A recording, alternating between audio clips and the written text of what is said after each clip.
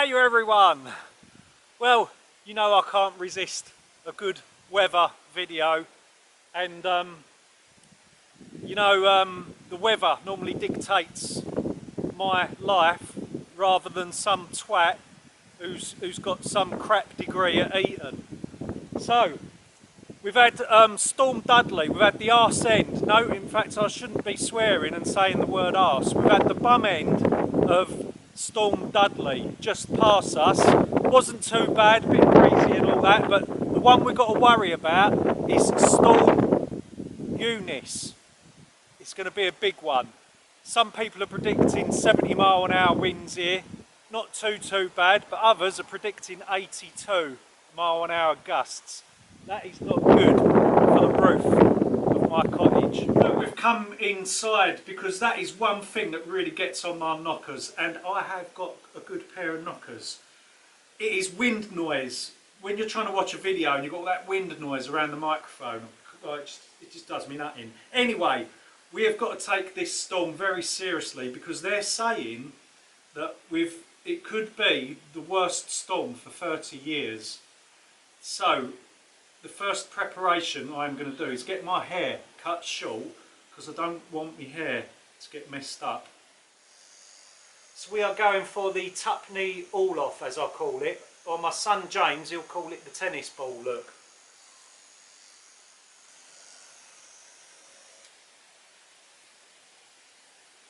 That's it, isn't it? Benny Hill style, eh? Now, I've just got to get rid of me goat hairs, the annoying hairs that grow on the back of your neck. It is badger hair, isn't it?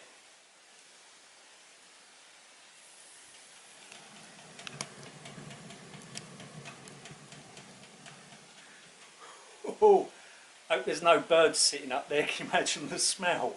So the peak of the storm should be hitting tomorrow at about 3 PM in the afternoon. That's the peak, but it actually starts at about 9 o'clock in the morning, finishes 9 o'clock in the evening, and then either side of that the winds will become very light. So we've got nearly 12 hours of high winds really, with the peak 82 predicted by some of the meteorologists. That's not good. It's not good, is it, eh? Oh, I hope my roof survives. I hope my treehouse don't get blown out of the tree as well. Met Office, red weather warnings are rare. We only issue them when we think there's a threat to life from the severe weather that's on the way. And this is all tied in with Storm Eunice arriving on Friday. A rare red warning for the coastal strip of Wales and the coast of southwest England, the north coast in particular. Gusts here 80, 90, maybe more than that. We could easily see in exposed areas gusts up to 100 miles an hour. Along with that, storm surge, dangerous waves, coastal flooding is likely. Right across this amber warning area, though, we could at times see gusts, even inland, of 60 to maybe 70 miles an hour, potentially stronger than that as the storm starts to clear away. Oh, what a palaver, eh? So we're going to have to get ready for this. We're going to have to prepare. We're probably going to get a power cut because our lines run through the forest for like over 5 miles or so above the ground, so that ain't good. So let's get prepared and let's get everything sorted so we have sort of a bit more of a happier chance of getting through this. Now, sadly, the solar panels on the roof are a grid tie system, which means that they're connected to the grid and not a battery bank. So if the grid goes out for safety reasons, the solar panels switch off and during a power cut become absolutely useless. But if we go over to our holiday let caravan, we have 500 watts of solar panels connected to a small battery bank, and that battery bank can store the equivalent, it's windy, it can store the equivalent of about 2.3 kilowatt hours. Not a great deal, but enough to power something during emergency, something small.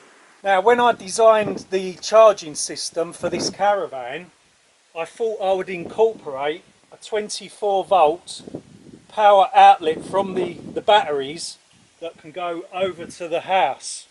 And inside the house we have a 1 kilowatt pure sine wave inverter which has got like a 2 kilowatt peak draw on it.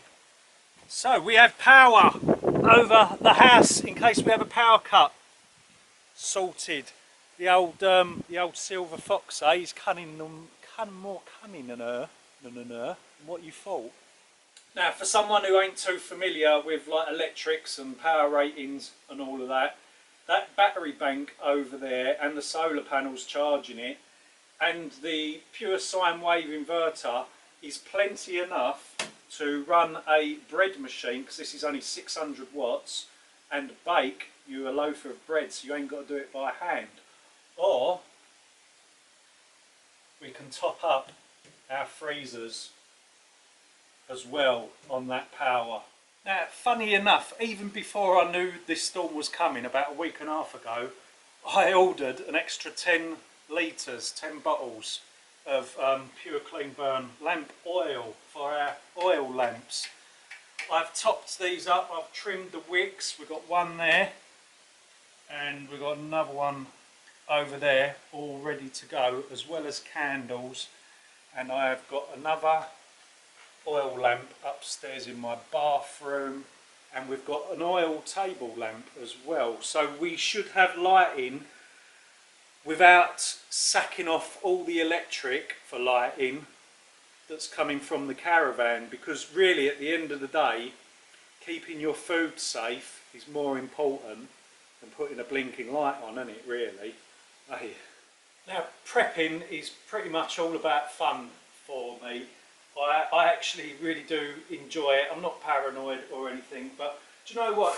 In a worst case scenario, if the grid went down in a big way, the water wouldn't be able to be pumped, would it, from the pumping stations.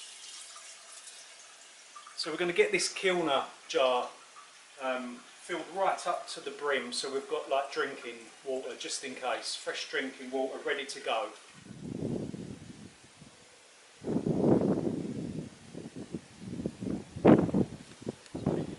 Now, one of our new purchases that we got to try and save a lot of money in the future, we brought a Nissan Leaf electric car. Now, just in case there's a power outage, we are charging the car to full, so we have got some mileage there. A full charge, if we take it very easy, it's a 30 kilowatt hour battery. If we take it very easy, we can just about get 130 miles per charge. Driving it a bit more erratically and faster, it will probably drop drastically to about 110 per charge. Now, fuel costs are rising, aren't they? They're rising rapidly. That was one of the main reasons why we wanted to buy this.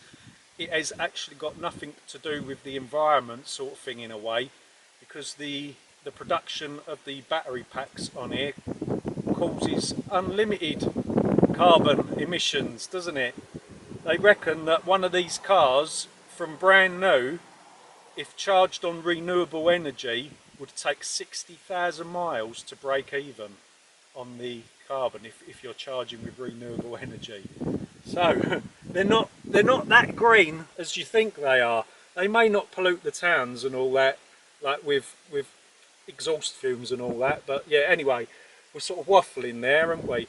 So we're going to charge this up fully and make sure we've got some vehicle range, because if there is a massive grid outage and one of the main power lines comes down that supplies the town, you ain't going to get fuel, are you? The pumping stations won't be working, their tills won't be working. God forbid, they couldn't take a transaction without a computer till working, could they? Not only that, their pumps will not be pumping fuel, will they? Because they run on electric as well to do the pumping. So, fully charged and we're off, ready to go. Now, our last car was costing 24 pence per mile.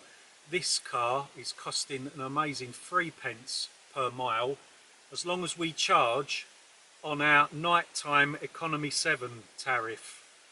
which is like cheaper electric during the night. And during the summer months, we're going to use the surplus electricity from the solar panels on the house to charge the car. This has got a granny charger on it, as they call it, 3 kilowatt granny charger. And when our solar panels are working at full amount, they produce 3 kilowatts, bloody teeth, 3 kilowatts as well. So we should be able to charge this car for free. But also, we're charging our car for free at Tesco's. If we go shopping, we park up at Tesco's, put it on charge for free, walk over to Aldi, and we'll get our little bit of shopping, like the stuff that we can't grow. And also, we've been able to do a rapid charge at Nissan dealers, which only takes about 20 minutes for a full charge on this. We're doing rapid chargers at the Nissan dealers for free. So when we go on longer journeys, we stop at the Nissan dealers. And they go, they're really good, they are, the Nissan dealers. They go, oh yeah, come in while your car's charging, help yourself to free tea and coffee, have a look around the showroom. They're absolutely amazing, the showrooms. They're so kind and polite, and they let you charge for free. How cool is that? So there were some places, weren't there, in Scotland, not long ago during the last storm, they was 5 weeks without electricity. 5 whole weeks. That's because there was just so many properties and so many areas out, it took that long to get everyone back onto the mains. We're in a remote area, so that could actually be a possibility here. You never know, hey. Now it's 3:30 in the afternoon, and the very last preparation really is to get enough wood in so we can cook on our Rayburn and heat the house. Pretty essential really, isn't it? If you want to do off-grid living, you've got to be able to cook off-grid and heat the house off-grid. That's it, I'm as best prepared for Eunice as possible. Now it's 9:30 at night and I'm ready for bed, an early night, because it's going to be a busy day tomorrow, I think. No, don't follow me to bed, piss off.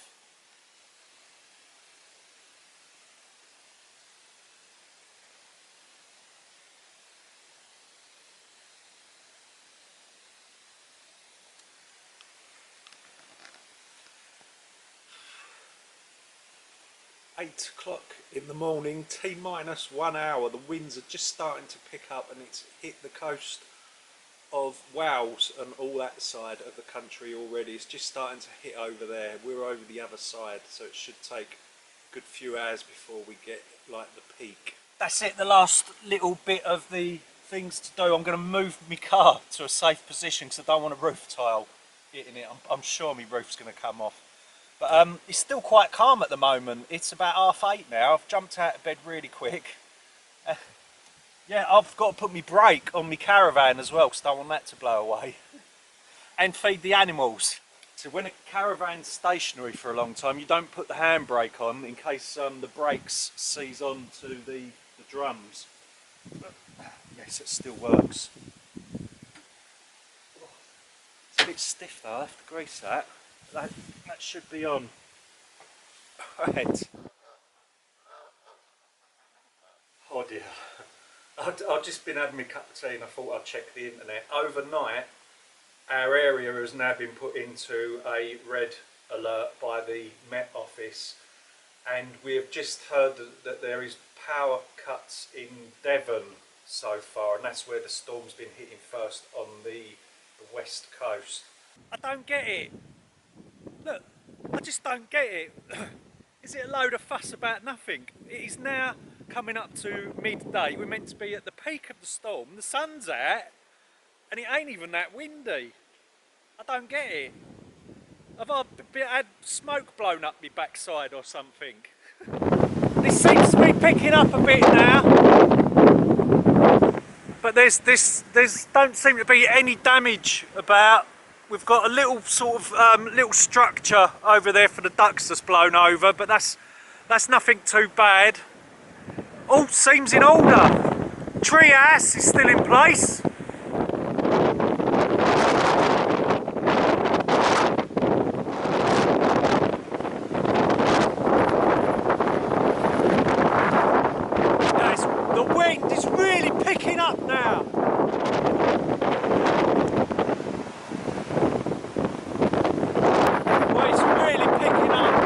And there we go, we're at power cut now.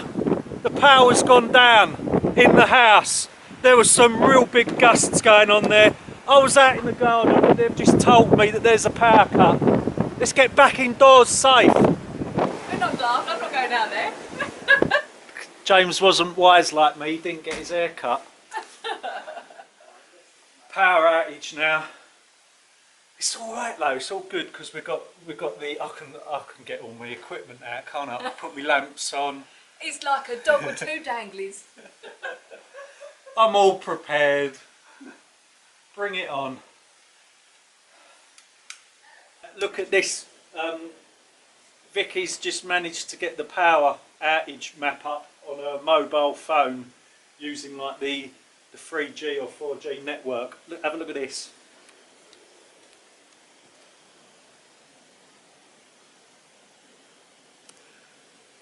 That is the whole of East Anglia.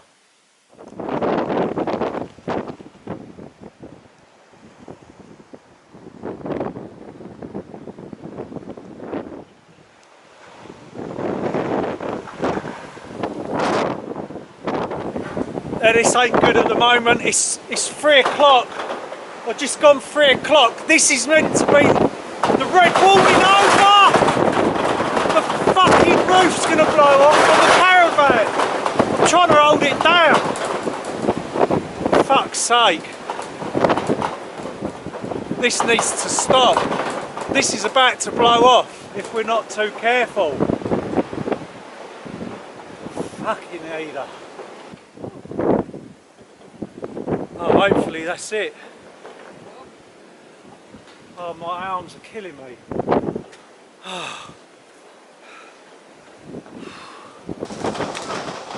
Brace!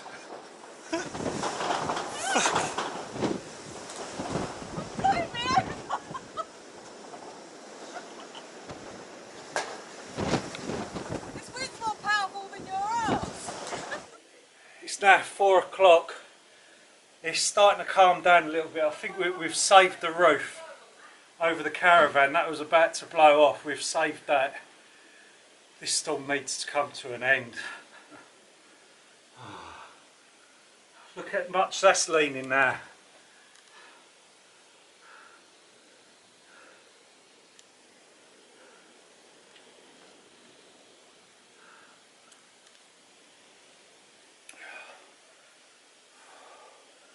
I was freezing me tits off over there.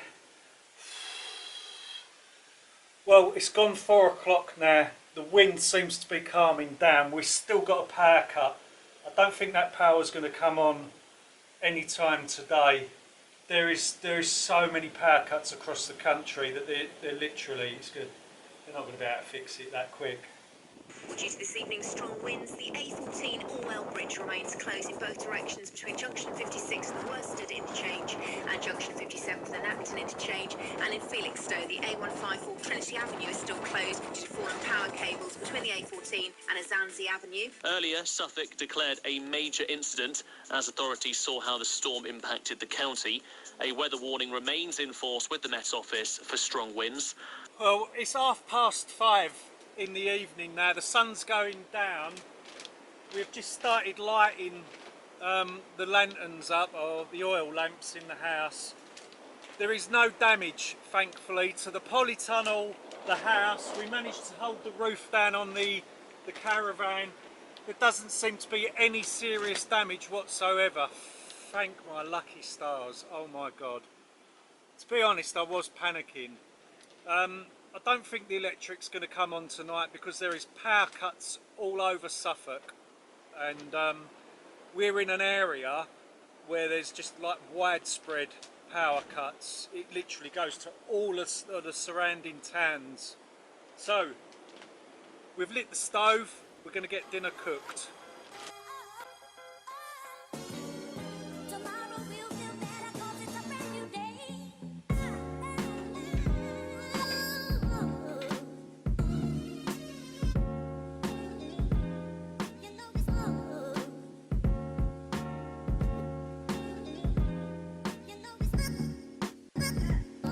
James, that stinks.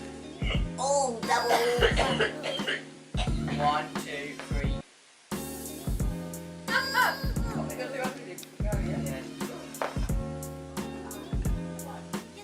Oh, that's mine, you fool! Give me 28. It might as well be 30. We'll call it 20 and make it a dungeon. So I'm never going to forget yesterday in a hurry. Now, it's coming up to 12:30, midday, just gone midday. Our electric has been out for nearly 24 hours. So I'm now giving this a little top up with the battery bank over at the caravan. Once that one's up to temperature, we'll do our chest freezer there, but I'll put a blanket on that just to sort of help a little bit more. Obviously I'll take the blanket off when I turn it back on so we don't cause a fire. So it's coming up to 4 o'clock in the afternoon now, the following day of the storm. We've still got no electric. They seem to think it might be on tonight, but the good news is, right, if it goes 48 hours, which will be tomorrow at 12:30, they will give us a £70 payment, and then every 12 hours after that, another £70 up until 700 quid. So happy days. I'm hoping it's going to be out for longer because yes, it's causing a little bit of disruption here, but nothing to stop us from living comfortably. So it's all good, really. Let's bring it on. Let's have it out for longer. So sadly, that brings us to the end of another video. I hope this video has inspired you to sort of be a little bit more self-sufficient and not have to rely on others to supply your needs. It's all about prepping, isn't it, really? I'm a little bit of a prepper, but not like a crazy one.